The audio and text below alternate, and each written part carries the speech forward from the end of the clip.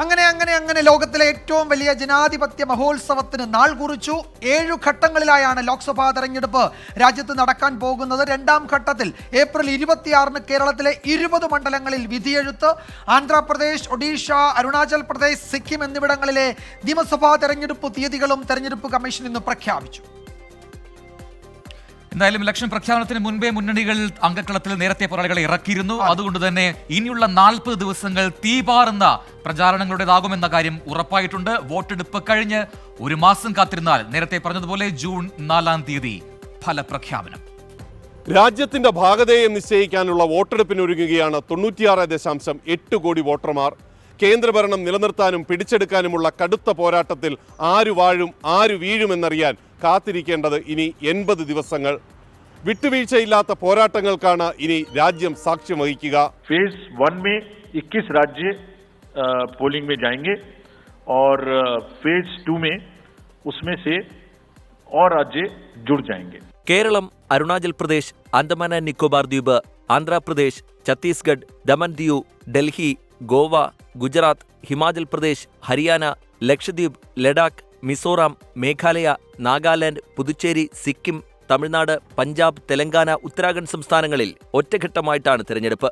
കർണാടക, രാജസ്ഥാൻ, ത്രിപുര, മണിപ്പൂർ എന്നിവിടങ്ങളിൽ 2 ഘട്ടം.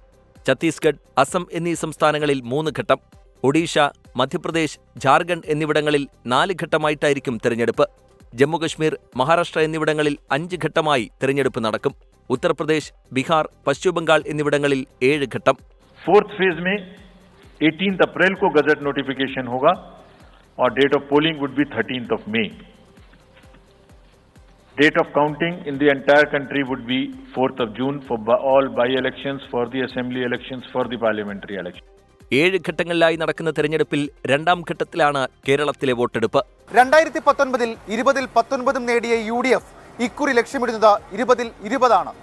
മികച്ച വിജയം LDF ലക്ഷ്യമിടുമ്പോൾ അക്കൗണ്ട് തുറക്കാനാകുമെന്ന പ്രതീക്ഷയിലാണ് NDA. കേരളത്തിലെ 20 ലോക്സഭാ മണ്ഡലങ്ങളും ഏപ്രിൽ 26-ന് പോളിംഗ് ബൂത്തിലെത്തും. മാർച്ച് 28-നാണ് വിജ്ഞാപനമിറക്കുക. ഏപ്രിൽ 4 നാമനിർദ്ദേശ പത്രിക സമർപ്പിക്കേണ്ട അവസാന ദിവസം. ഏപ്രിൽ 5-ന് സൂക്ഷ്മ പരിശോധന. ഏപ്രിൽ 8-നാണ് നാമനിർദ്ദേശ പത്രിക പിൻവലിക്കാനുള്ള അവസാന തീയതി. തെരഞ്ഞെടുപ്പ് പ്രഖ്യാപനത്തിന് പിന്നാലെ മുന്നണികളും പ്രചാരണം ശക്തമാക്കി കഴിഞ്ഞു. പൗരത്വ ഭേദഗതി നിയമത്തിൽ കോൺഗ്രസിനെ കടന്നാക്രമിച്ച് മുഖ്യമന്ത്രി രംഗത്തെത്തി. കേരളത്തിന്റെ ശബ്ദം പാർലമെന്റിൽ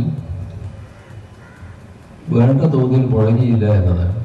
ഇടതുമുന്നണിയും BJPയും തമ്മിലാണ് മത്സരമെന്ന LDF കൺവീനറുടെ പ്രസ്താവനയാണ് കോൺഗ്രസിന്റെ ആയുധം.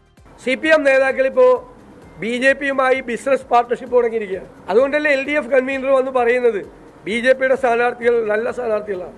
ഒരുപാട് പേര് 2-ാം സ്ഥാനത്ത് വരും. BJPക്ക് കേരളത്തിൽ ഇല്ലാത്ത സ്പേസ് CPM നേതാക്കൾ ഉണ്ടാക്കി കൊടുക്കുന്നത് പിണറായി വിജയന്റെ നിർദ്ദേശപ്രകാരമാണ്. തെരഞ്ഞെടുപ്പ് നേരിടാൻ സജ്ജമെന്ന് BJP സംസ്ഥാന അധ്യക്ഷൻ K. സുരേന്ദ്രൻ പറഞ്ഞു. പൗരത്വ നിയമ ഭേദഗതി ചർച്ചയാക്കുന്നത് ഇന്ത്യ മുന്നണിയുടെ അജണ്ടയെന്ന് കേന്ദ്രമന്ത്രി V. മുരളീധരൻ. BJP നേട്ടം കൈവരിക്കും, നേട്ടം ഉണ്ടാക്കും എന്ന് പ്രതിപക്ഷത്തിനും അറിയാം, കോൺഗ്രസിനറിയാം. അതുകൊണ്ട് കോൺഗ്രസിനെ സംബന്ധിച്ചോളം കോൺഗ്രസും CPMഉം ചേർന്നിട്ടുള്ള ഇന്ത്യ മുന്നണിയുടെ അജണ്ടയാണ് ഈ പൗരത്വ നിയമം ചർച്ചയാക്കുക. 2019-ൽ 3-ാം ഘട്ടമായ ഏപ്രിൽ 23-നായിരുന്നു കേരളത്തിലെ വോട്ടെടുപ്പ്. ഇനി തീപാറുന്ന പ്രചാരണത്തിന്റെ ദിനരാത്രങ്ങൾ. Election desk 24. അപ്പോൾ മുന്നണികളും രാഷ്ട്രീയ പാർട്ടികളും മാത്രമല്ല മാധ്യമങ്ങളും അല്ലേ, ഇനിയുള്ള ദിവസങ്ങൾ ശരിക്കും പറഞ്ഞാൽ മാധ്യമപ്രവർത്തകരുടെ കൂടിയാണ്. അതെ. എനിക്കത് ഒരു ആശങ്കയുള്ളത് എന്ന് വെച്ചാൽ ഈ 41 ദിവസമുണ്ട്. അതിൽ പ്രചാരണത്തിന് എന്തായാലും ഒരു 10-38 ദിവസം മാറ്റിവെക്കണം. ഇത്രയും ദിവസം ഈ കേരളത്തിലെ കടുത്ത ചൂടാണ്. ഇന്ന് പല ജില്ലകളിലും 39-ന് മേലെ 40-ന് മേലേക്ക് എന്ന് വെച്ച് കഴിഞ്ഞാൽ 40 എന്നൊക്കെ പറയുമ്പോഴേക്ക് നമുക്കൊരു 45-ന്റെ ഫീൽ ഉണ്ടാവും. അപ്പോൾ ഈ കടുത്ത ചൂട് അതിനെ അതിജീവിച്ച് പ്രചാരണം നടത്തണം.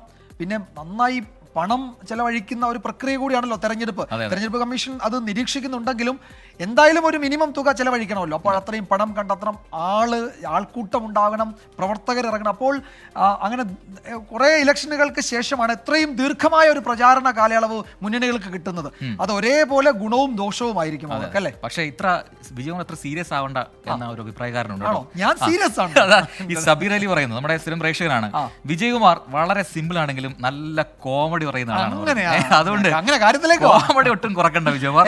ലോകത്തെവിടെയായാലും ഏത് സമയത്തും 24 വാർത്തകളും ഓഗ്മെന്റഡ് റിയാലിറ്റി പാക്കേജുകളും എക്സ്പ്ലെയിനറുകളും വിശദമായി കാണാൻ ഞങ്ങളുടെ യൂട്യൂബ് ചാനൽ നിങ്ങൾക്ക് സബ്സ്ക്രൈബ് ചെയ്യാം.